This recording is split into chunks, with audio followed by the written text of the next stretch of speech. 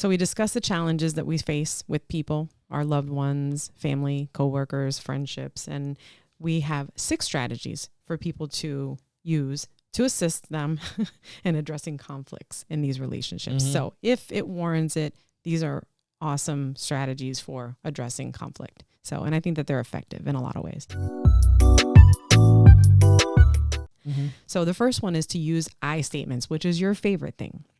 So if you are in an argument with your partner, your spouse, your relative, or even a coworker, try to resist the urge to use use constantly. Rather than saying you did or you said, which sounds accusatory and forces the recipient to become defensive, take responsibility for how you feel while identifying how the other party's behavior influenced you. Communication is critical while using this strategy. So that's really important because I tend to, you said this and you did this, and well, when you did this and that is, I can see how that makes people feel defensive. You know? Yeah, for sure. Sure. Number 2, be respectful and kind. Relationship conflicts don't always escalate into full-blown confrontations. It's possible to disagree with your spouse without yelling, calling them names, bringing up the past, making fun of them, or downplaying your needs. Keep an eye on your feelings when you talk to your partner or anybody for that matter, and be conscious of them. Your voice may rise and your tone may turn hostile if you sense yourself tensing up. If you notice these alterations, stop and take a deep breath.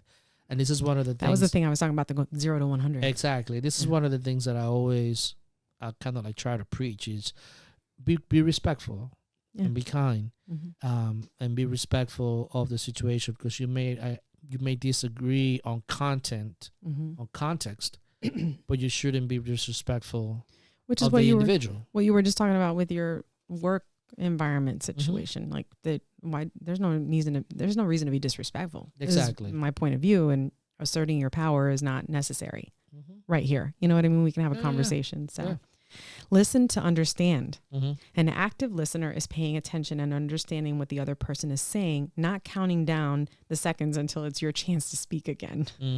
If you and the other party are fighting, you must take the time to comprehend how and why they feel that way.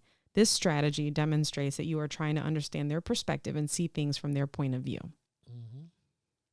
Nice. Consider timing. When you and your partner or whoever it is are both exhausted, stressed out, or not feeling well, try to avoid discussing conflicts or attempting to fix a problem.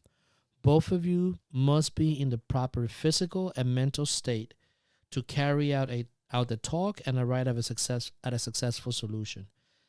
Take a break if you start a difficult conversation and are getting too furious, stressed out, exhausted to continue. And this is actually a good technique, because timing makes a difference. Yeah.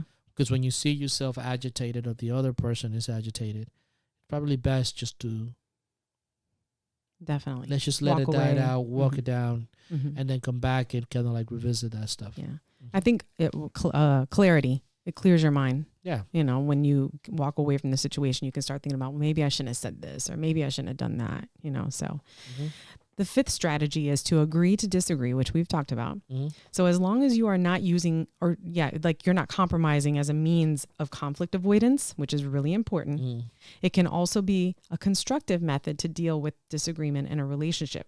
You can discover that you and your partner or anybody that you're having the disagreement with have some differences that firmly establish who you are as people. For instance, you might discover that agreeing to disagree is the wisest course of action, and one that allows you to enjoy your differences regarding anything like a matter of taste or preference.